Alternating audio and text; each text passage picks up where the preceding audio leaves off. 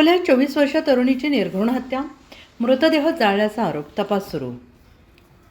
अकोल्यात अर्धवट जळालेल्या अवस्थेत अनोळखी तरुणीचा मृतदेह आढळून आला होता. तर 2 दिवसात अकोला पोलिसांच्या तपासात धक्कादायक खुलासे उघड झाले आहेत. रवीना पवार असं या 24 वर्षीय मृत तरुणीचं नाव होतं आणि तिचा अर्धवट जळालेला अवस्थेतला अकोल्यात अन्नपूर्णा मंदिर परिसरात मृतदेह आढळून आला होता. तर या घटनेनं अकोला जिल्ह्यात मोठी खळबळ उडाली. दरम्यान रवीना पवार हिची तिच्याच पतीने हत्या केल्याचं अकोला पोलिसांच्या तपासात समोर आलेलं आहे. तर हा प्रकार लव्ह जिहादमधून घडल्याचा संशय व्यक्त केला जातो आहे. या प्रकरणी संशयित आरोपी पती सादिक शाह तसरीफ शाह याला डाबकी रोड पोलिसांनी ताब्यात घेतलेला आहे. तर रवीना पवार आणि आरोपी सादिक शाह या दोघांचं प्रेम होतं. त्यातून दोघांचं लग्न झालं. दोघेही वाशिम जिल्ह्यात राहू लागले. पुढे ती गर्भवती राहिली आणि प्रसूतीसाठी अकोल्यात आली.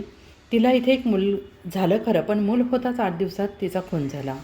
रवीना आणि तिच्या नवऱ्या सतत भांडण होत होतं. 6 एप्रिल रोजी देखील दोघांमध्ये जोराचं भांडण झालं आणि त्याचवेळी सादिक शाह याचा राग अनावर झाला. रागाच्या भरात त्यांनी तिची गळा आवळून रागाच्या भरात त्याने तिचा गळा आवळून हत्या केली. आणि एवढंच नव्हे तर मृतदेहाची ओळख पटू नये म्हणून त्याने पेट्रोलने तिचा मृतदेह जाळला आहे. अगदी किरकोळ कारणातून त्याने पत्नीला कायमचं संपवत हा कट केला. तिकडे तोही तुरुंगात गेला आणि आई कायमची दुरावली. तर आज या 8 दिवसाच्या बाळावर बालपणीच मोठं आभाळ कोसळलं असून आईवडिलांचे छत्र हरपलेलं आहे. सर्वात मोठी वेदना त्याच्यावर कोसळली आहे. दरम्यान रवीना पवार हिची फसवणूक करून हत्या केल्याचा संशय हिंदू संघटनेला आहे. त्यामुळे या घटनेला लव्ह जिहादची किनार असू शकते अशी शंका अकोल्यातील हिंदू संघटनेने व्यक्त केली आहे. डाबकी रोड पुलिस चौकी के अंतर्गत अन्नपूर्णा माता मंदिर के पास उनकी लाश मिली, जो कि चौकसी करने पे मालूम गिरा कि यह एक लव जिहाद का प्रकरण है, जिसमें एक मुस्लिम व्यक्ति ने उसकी हत्या करी है और ये उसको बहला फुसला के आज साल भर से अकोला में रखा। साल भर अकोला में रखने के बाद उसकी हत्या करी गई। और ये जिस तरह से हत्या हुई, जिस तरह से उस महिला को जलाया गया, इसमें एक व्यक्ति का हाथ नहीं है, इसमें कम से कम 4 से 5 व्यक्ति होंगे, एक से ज़्यादा ही है। इसमें पुलिस प्रशासन से हमारी विनती है कि इसमें न्याय दे और इस महिला को एक 10 दिन का बच्चा है, जो लड़की है उसके माँ बाप को, उसके घर वालों को सौंपा जाए। अगर दूसरे पक्ष में जाएगा बच्चा तो फिर से यही हाल जो उसके माँ का हुआ वही बच्चे का होगा। तो हमारी प्रशासन से निवेदन है कि उसकी देखरेख भी प्रशासन करे, पढ़ाई लिखाई का खर्चा करे और यह जो प्रकरण है ये फास्ट ट्रैक कोर्ट में चला के इसको न्याय दे।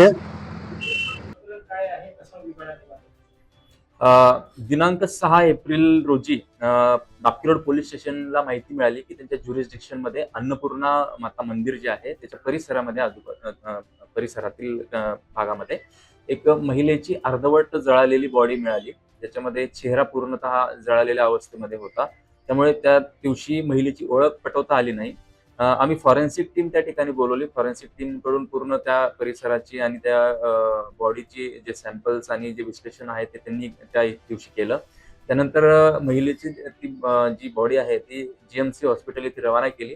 काल जीएमसी हॉस्पिटल येथे पीएम झाल्यानंतर त्याच्यामध्ये कॉज ऑफ डेथ जे आहे ते अननॅचरल दिलं डॉक्टरनी इंजुरीजमुळे.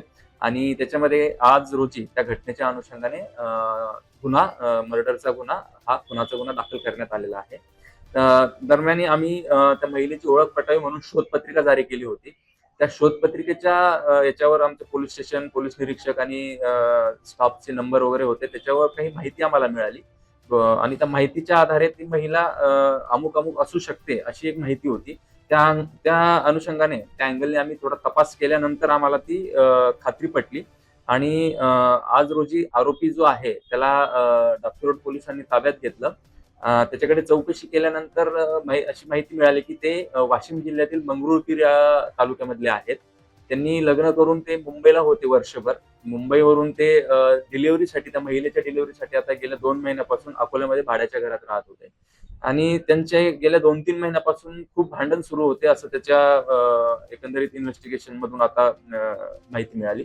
आणि त्या भांडणाच्या फ्रस्ट्रेशन मध्ये त्यांनी त्या घटनेच्या म्हणजे 6 तारखेच्या आदल्या रात्री त्यांचे जोरदार भांडणं झाले आणि त्या दिवशी त्यांनी गळा दाबून आणि मारून त्या महिलेला त्या परिसरामध्ये आणून पेट्रोलचा वापर करून जाळण्यात आलेला आहे. बाकी आरोपीला ताब्यात आज घेतलंय आणि उद्या मान्य न्यायालयामध्ये त्याला हजर केलं जाईल. PCR घेतलं जाईल आणि त्याच्यामध्ये अजून याच्यामध्ये कोणी इन्व्हॉल्व्ह होतं का, त्याच्यासोबत कोणी आहे का, याबाबतचा अधिक तपास करून जर आरोपी कोणी असेल तर त्याला त्याच्यावर देखील पुढची कायदेशीर कारवाई करण्यात येईल. सर, त्या महिलेला बाळ आहे 8-10 महिन्याचं. हा, त्याला महिलेला 8 दिवसांचं बाळ आहे आता. त्यासाठी आम्ही बाल न्याय मंडळ जे आहे त्यांच्याकडे पाचारण केलं होतं. त्यांना ते आलेले आहेत. त्या बाळाचं आता मेडिकल आम्ही करत आहोत आणि मेडिकल करून त्याला शिशुगृहामध्ये आम्ही रवाना करत आहोत.